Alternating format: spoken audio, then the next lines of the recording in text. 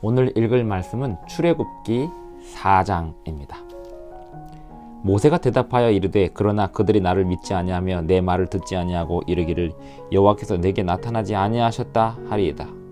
여호와께서 그에게 이르시되 내 손에 있는 것이 무엇이냐? 그가 이르되 지팡이니이다. 여호와께서 이르시되 그것을 땅에 던지라 하시매 곧 땅에 던지니 그것이 뱀이 된지라. 모세가 뱀 앞에서 피하매 여호와께서 모세에게 이르시되 내 손을 내밀어 그 꼬리를 잡으라. 그가 손을 내밀어 그것을 잡으니 그의 손에서 지팡이가 된지라. 이는 그들에게 그들의 조상의 하나님 곧 아브라함의 하나님 이삭의 하나님 야곱의 하나님 여호와가 내게 나타난 줄을 믿게 하려 함이라 하시고, 여호와께서 또 그에게 이르시되 내 손을 품에 넣으라 하시매 그가 손을 품에 넣었다가 내어보니 그의 손에 나병이 생겨 눈같이 된지라.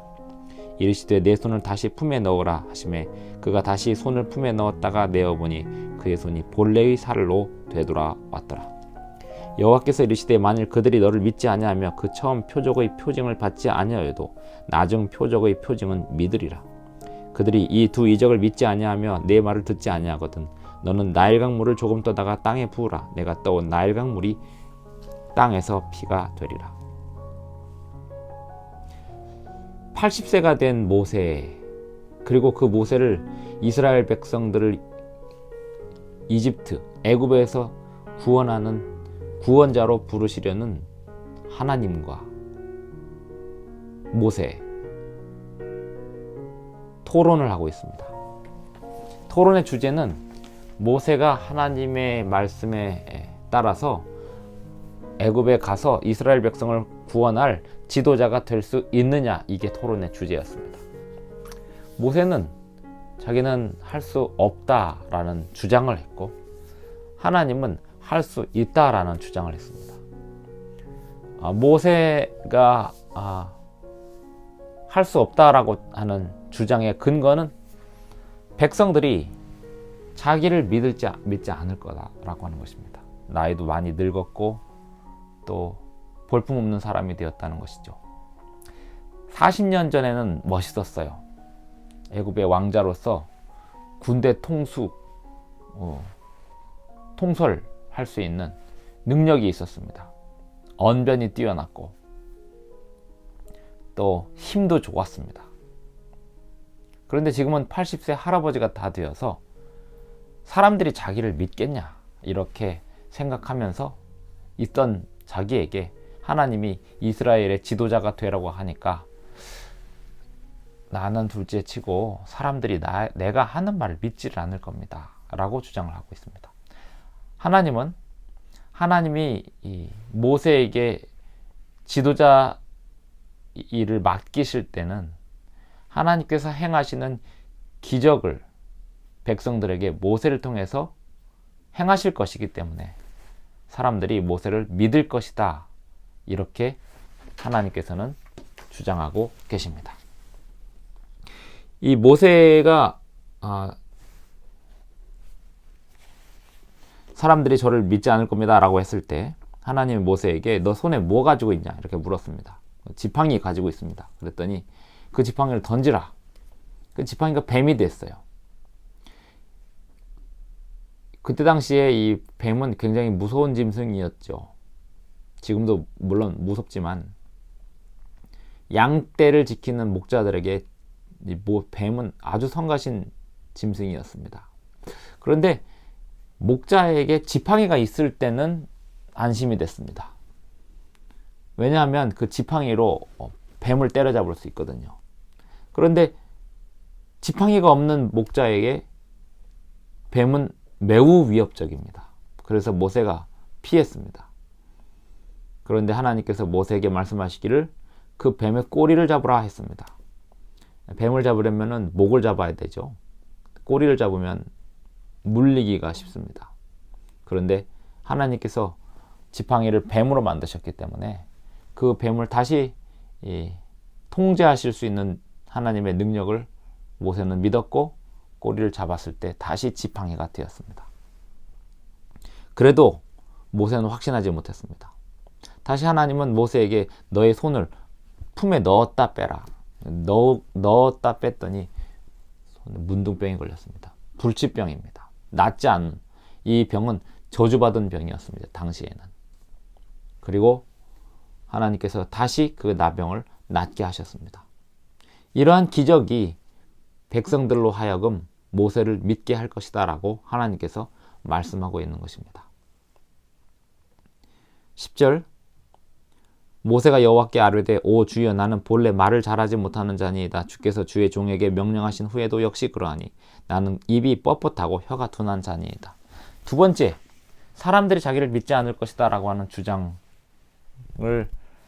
하나님께서 기적으로 모세를 설득하시자, 두 번째 주장은 저는 입을 잘 못 씁니다. 말을 잘 못합니다. 이게 다 일종의 불평입니다. 40년 전에 저를 쓰셨어야죠.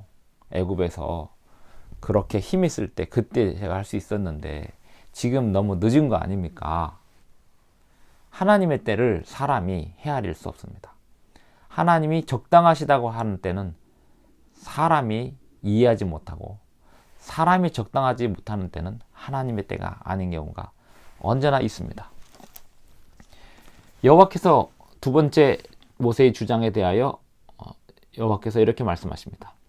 그에게 이르시되 누가 사람의 입을 지었느냐? 누가 말 못하는 자나 말 못 듣는 자나 눈 밝은 자나 맹인이 되게 하였느냐? 나 여호와가 아니냐? 이제 가라. 내가 너의 입과 함께 있어서 할 말을 가르치리라. 모세가 광야 생활하는 동안 40년 동안 창세기를 썼습니다. 창세기는 하나님이 세상을 창조하신 창조의 능력에 관한 이야기입니다. 그리고 그 조상들에게 역사하신 창조신앙에 관한 기록이 창세기입니다.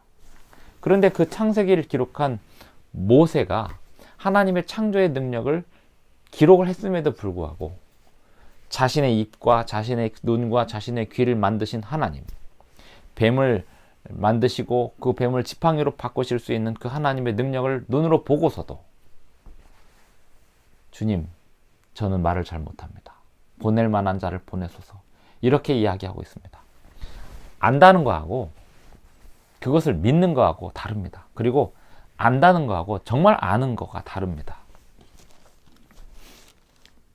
12절, 이제 가라. 내가 너의 입과 함께 있어서 할 말을 가르치리라. 13절, 모세가 이르되 오 주여 보낼 만한 자를 보내소서. 여호와께서 모세를 향하여 노하여 이르시되 레위 사람 내 형 아론이 있지 아니하냐? 그가 말 잘하는 것을 내가 아노라. 그가 너를 만나러 나오나니 그가 너를 볼 때에 그의 마음에 기쁨이 있을 것이라. 너는 그에게 말하고 그의 입에 할 말을 주라. 내가 내 입과 그의 입에 함께 있어서 너희들이 행할 일을 가르치리라. 그가 너를 대신하여 백성에게 말할 것이요 그는 내 입을 대신할 것이요 너는 그에게 하나님같이 되리라. 너는 이 지팡이를 손에 잡고 이것으로 이적을 행할지니라. 지팡이도 있고 모세에게는 형도 있었습니다. 가족이 있다는 거죠. 레위 지파가 있었습니다. 18절, 모세가 그의 장인 이드로에게로 돌아가서 그에게 이르되 내가 애굽에 있는 내 형제들에게로 돌아가서 그들이 아직 살아있는지 알아보려 하오니 나로 가게 하소서. 이드로가 모세에게 평안히 가라. 모세가 80세이지만 장인의 이 소유물 곁에서 그 장인의 허락을 받아 움직이는 겸손한 사람이 되어 있었습니다. 하나님께서 가라고 하는 그 명령에 대하여 장인에게 허락을 받고 있습니다. 장인이 허락 안 해주면 안 가나요? 물론 가죠. 하지만 그것이 모세의 겸손한 품성인 것입니다. 19절, 여호와께서 미디안에서 모세에게 이르시되 애굽으로 돌아가라. 내 목숨을 노리던 자가 다 죽었느니라. 40세에 모세를 죽이려 했던 그 왕이 죽었다는 것입니다. 모세가 그의 아내와 아들들을 나귀에 태우고 애굽으로 돌아가는데 모세가 하나님의 지팡이를 손에 잡았더라. 이 지팡이가 또 얘기가 나오죠. 이 지팡이가 출애굽하는 동안에 여러 번 쓰입니다. 왜냐하면 모세에게 있어서 이 지팡이는 하나님이 그를 부르신 기억을 소환하는 매개체입니다.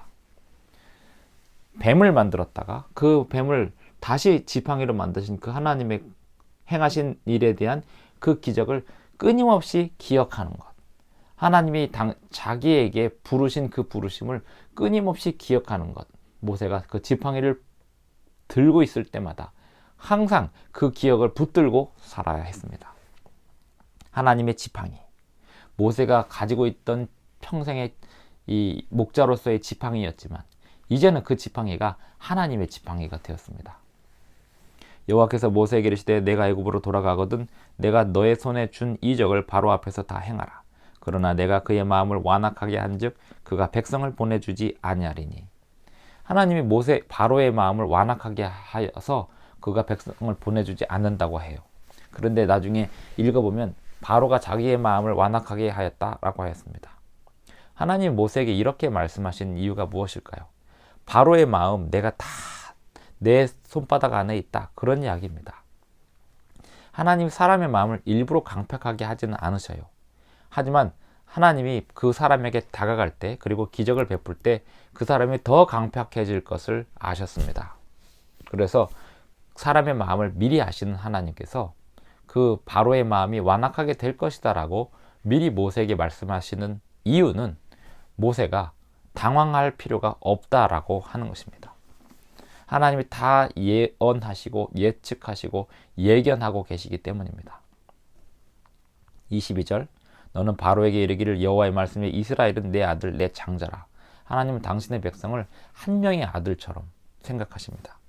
내가 너에게 이르기를 내 아들을 보내주어 나를 섬기게 하라 하여도 네가 보내주기를 거절하니 하니 내가 너의 아들 내 장자를 죽이리라. 이 예언은 출애굽기 12장에서 성취가 됩니다. 바로의 아들이 죽을 때까지 바로가 정신을 못 차릴 것을 예언하고 있습니다. 이 예언은 그렇게 선언하는 게 아니에요. 그렇게 될 것을 미리 아시는 것입니다. 모세가 길을 가다가 숙소에 있을 때 여호와께서 그를 만나사 그를 죽이려 하신지라. 하나님이 모세를 보내시고는 모세가 가는 동안인데 하나님이 그를 죽이려 하셨습니다. 이유가 뭘까요? 시보라가 돌가를 가져다가 그의 아들의 포피를 베어 그의 발에 갖다 대며 이르되 당신은 참으로 내게 피난편이로다 하니. 모세의 아내에게 믿음 없음이 있었습니다. 그 둘째 아들 할례를 행하지 않고 있었습니다. 그래서 하나님의 부르심을 받고 가는 그 길에 하나님께서 완벽한 순종을 요구하셨습니다. 26절, 여호와께서 그를 놓아주시니라. 그때 시보라가 피난편이라 함은 할례 때문이었더라. 여호와께서 아론에게 이르시되 광야에 가서 모세를 맞으라 하시매 그가 가서 하나님의 산에서 모세를 만나 그에게 입맞추니 모세가 여호와께서 자기에게 분부하여 보내신 모든 말씀과 여호와께서 자기에게 명령하신 모든 이적을 아론에게 알리니라. 모세와 아론이 가서 이스라엘 자손의 모든 장로를 모으고 아론이 여호와께서 모세에게 이르신 모든 말씀을 전하고 그 백성 앞에서 이적을 행하니. 하나님이 모세에게 가르쳐 주신 지팡이 그리고 손, 이 이적을 백성들 앞에서 행했습니다. 이유가 뭘까요? 백성들의 믿음이 그만큼 떨어져 있었기 때문입니다. 이적은 언제 필요하냐면 믿음이 없는 사람들에게 필요합니다. 하지만 이 이적이라고 하는 것은 평상시에 자연 법칙이 완전히 뒤집어지는 이런 이적은 믿음이 생기면 생길수록 필요가 없게 됩니다. 일상생활이 사실은 기적입니다. 하지만 이 믿음이 연약해진, 그리고 애굽에 종살이 하면서 완전히 하나님을 거의 잊어버리게 된, 안식일도 잊어버리게 된 백성들을 위해서 그들을 설득하기 위하여 이적이 필요했습니다. 그리고 그들은 그 이적을 본 이 경험을 평생 가지고 살아가야 했습니다. 31절, 백성이 믿으며 여호와께서 이스라엘 자손을 찾으시고 그들의 고난을 살피셨다 함을 듣고 머리 숙여 경배하였더라. 이 이적을 보여주신 이유는 사실 모세 때문이죠. 모세가 백성들이 나를 안 믿을 겁니다 라고 얘기하니까 하나님이 백성들을 믿게 하기 위해서 모세를 보내셨다는 사실을 믿게 하기 위해서 하나님 베풀어 주신 은혜죠. 하나님이 보내시지 않았는데 자기가 가면서 이적을 행하려고 하는 사람들도 있습니다만 모세는 하나님이 보내셨고 그 보내셨다라고 하는 그 증거를 하나님이 주셔서 행하게 하셨고 모세는 거기에 순종했습니다. 이적은 자기가 행하고 싶을 때 행하는 게 이적이 아닙니다.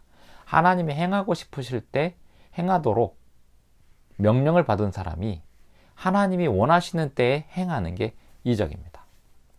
그리고 이 이적은 사실은 아주 단순한 일상 속에서 일어날 수 있는 일입니다. 지팡이가 뱀이 된다든지 이 손이 나병이 됐다가 풀린다든지 이런 일들.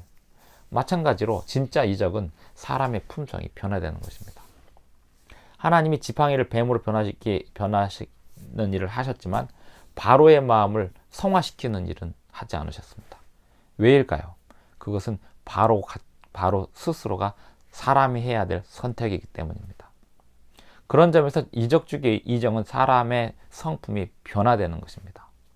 하나님도 하나님 마음대로 하지 않으시는 놀라운 영역이 있으니 사람의 품성이 하나님의 도움을 받아서 변화되는 것입니다. 사람은 자기가 선택을 해야 됩니다. 하나님의 품성으로 변화될 것인지, 예수님을 영접하고 구원을 받을 것인지 자신의 선택의 영역이 분명히 있습니다. 하지만 모든 사물은, 모든 만물은 하나님의 통제 아래 있습니다. 하나님께서 허락하시면 지팡이가 뱀이 될 수 있고, 하나님이 허락하시면 나병이 완치될 수 있습니다. 하나님께서 모든 만물을 붙들고 계십니다. 그리고 사람의 마음은 하나님께서 변화시키실 수 있지만, 볼지어다 내가 문 밖에 서서 두드리노니 내가 문을 열면 내가 너에게로 들어가 너와 함께 먹을 것이요 라고 하는 요한계시록 3장 20절의 말씀은 네가 문을 열면이라고 하는 그 선택 영역을 사람에게 맡기는 것입니다. 하나님은 사람을 스스로 선택할 수 있는 존재로 만드셨어요. 그래서 멸망도 자기가 선택하는 것이고 구원도 자기가 선택하는 것입니다. 하지만 하나님을 선택하고 하나님 말씀에 순종하기로 선택하면 하나님께서 그 선택에 대하여 모든 힘을 더하여 주십니다. 내게 능력 주시는 자 안에서 내가 모든 것을 할 수 있다라고 고백한 사도 바울의 고백. 이는 힘으로 되지 아니하며 능으로 되지 아니하며 오직 나의 신으로 된다라고 고백한 스가랴의 고백. 그것은 예수님을 선택한, 구원을 선택한 사람이 매일매일 예수님과의 동행을 선택하면서 그 말씀에 순종하는 사람이 경험할 수 있는 최고의 이적입니다. 오늘 하루도 주님 안에서 최고의 이적을 경험하면서 품성의 변화를 목도하고 경험하게 되시기를 간절히 바랍니다. 기도하겠습니다. 하늘에 계신 우리 아버지, 기도할 수 있는 이 특권을 인하여 대단히 감사합니다. 주님이시여, 우리의 마음을 어루만져 주시고 우리에게 지력을 더하시며 우리에게 주님의 말씀을 대언할 수 있는 힘을 주시고 주님을 세상에 증거할 수 있는 능력을 더하여 주시옵소서. 우리 마음속에 있는 은밀한 죄들을 다 용서하여 주시고 불태워 주시고 소멸하여 주시옵소서. 주님의 말씀에 온전히 순종하게 하여 주시옵소서. 예수님의 이름으로 기도드리옵나이다. 아멘.